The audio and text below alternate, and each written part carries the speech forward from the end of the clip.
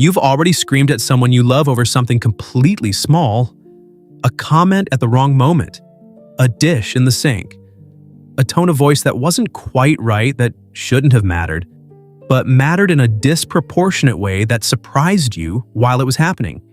And you saw on that person's face the expression of someone who didn't understand what had just happened. Because they didn't understand either, and you covered it up with whatever excuse fit the moment. And later, the same day, you smiled at a coworker who has been treating you badly for months. You were polite to a stranger who bumped into you without apologizing. You held back with someone who deserved to hear a truth you've been carrying for too long. That has weight, that has an address, that should have gone to whoever caused it. And if someone asked you why you do this, you'd say you don't know. That it's stress. That it's exhaustion. That at home you can be yourself, and sometimes that means being the worst of yourself, and that's normal. That everyone does it. That there's nothing wrong with it because you made up for it afterward. Because you apologized. Because deep down they know you love them. But that's not an explanation. It's an excuse you learn to give so you don't have to look at what's really happening. And what's really happening is disturbing in a way that most people never stop to examine, because examining means admitting something about yourself that's hard to sit with. Psychology has a name for this pattern. It's called displacement of hostility. But the mechanism is more calculated than that name suggests. Not consciously calculated, but calculated in the same way, with the same precision, just by a part of your mind that works without needing your conscious authorization. Your brain runs a risk analysis in fractions of a second. Before you explode, before you smile, before any visible reaction, a part of your mind has already processed a question you never put into words. Is it safe here? Not safe in the sense of physical danger. Safe in the sense of emotional consequence. Safe in the sense of what will I lose if I release what I've been holding? With the people you love, the answer your brain finds is yes. They'll still be there. You can explode. You can be cruel for a moment. You can say things you shouldn't, and they'll still be there tomorrow. The bond absorbs the impact. Intimacy becomes, without you realizing it, an unconscious license to release everything you can't release anywhere else in the world. With the people who hate you, with the difficult boss, with the colleague who pretends, with the stranger on the street, the answer is no. There's a real social cost. There's the possibility of rejection without resolution, of consequences you can't control, of losing something you still needed. So you smile, you swallow it.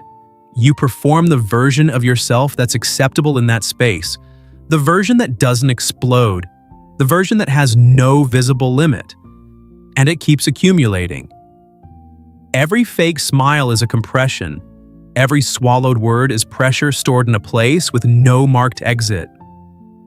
Every time you held back what you should have said to the person who deserved to hear it, that weight went somewhere. And the place it found was exactly where you left space open. Exactly where you feel safe enough to arrive whole. On top of the people you love. And they don't know this. They think it's about the dish. They think it's about the tone of voice. They spend months, sometimes years, thinking they did something wrong, looking for what it was, trying not to repeat it, walking on eggshells around an anger that was never about them, that never had anything to do with them, but that landed on them because they were the only place where there was room. But there's a deeper layer to this that's even harder to accept. Because you don't explode at the people you love just because it's safe to explode. You explode at the people you love because they see you.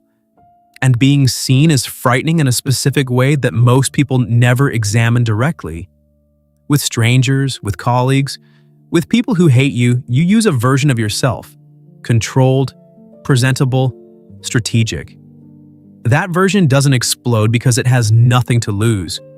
It's not real enough to have real visible emotions. It's a performance, and performances don't reach the limits of the person giving them. With the people you love, the mask falls. And when the mask falls, everything that was underneath it comes up together. The anger that wasn't about the dish in the sink. The exhaustion that wasn't about the tone of voice. The frustration accumulated in every place where you had to smile when you wanted to scream, where you had to be polite when you felt destroyed inside, where you had to hold back because the cost of letting go was too high. They didn't cause any of that. But they're there when everything surfaces, and they're there precisely because you love them enough not to use the mask with them. The intimacy that should be the safest place became the most dangerous place. Not for you, for them. And here's the most disturbing part of all this. The more you love someone, the more capable you are of hurting them. Not despite the love, because of it. Because with them, you're whole, and whole people have a capacity to hurt that masked people will never have, because the mask cushions everything, including what causes the most damage. What you do with this now is the only question that matters. You can keep calling it stress. You can keep using intimacy as the final destination for everything you can't feel safely anywhere else. You can keep smiling at the people who hate you and exploding at the people you love until the people you love learn, silently without saying anything, that loving you has a cost that nobody agreed they were going to pay. Or you can stop calling it by the wrong name. It's not exhaustion. It's not stress. It's not because at home you can be yourself as if that were a virtue. It's the weight of everything you swallowed arriving exactly where you left space for it to arrive. It's the compression of months of fake smiles finding the only door you left unlocked. And the only way to stop dumping on the people you love is to learn to feel where you're truly afraid to be whole. Not where it's safe to release, where it's true to hold. That means developing the capacity to exist whole in places where being whole has a cost.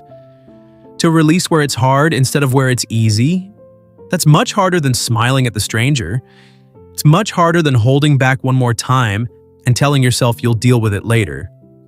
But it's the only thing that stops the cycle. Because the cycle doesn't stop on its own.